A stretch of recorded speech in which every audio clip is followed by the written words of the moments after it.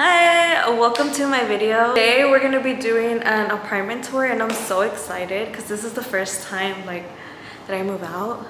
My first apartment, everything. So I'm gonna show you an empty apartment tour. I hope you guys like it. So when you walk in, this is my door. I already forgot to lock it. And then this is my living room. I love that I have high ceilings. Like, it makes a huge difference. Okay, I can't.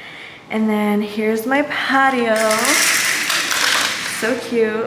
I have a door. You walk and to the left, it is my washer and dryer. Cute. I love it. Yeah, it's like me doing laundry. Period. You get to this side and there's a mini closet. I'm probably gonna put like all the dirty, like the cleaning supplies here. Cute little kitchen. I love it. So this is me in the kitchen, just, you know, doing what I gotta do. And then as soon as you walk this way, it is my restroom.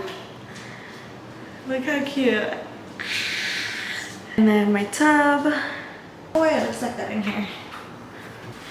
Yup, and that is my closet, you guys. Insane how big it is. This is a studio apartment, so I don't have a door, but this is my bedroom.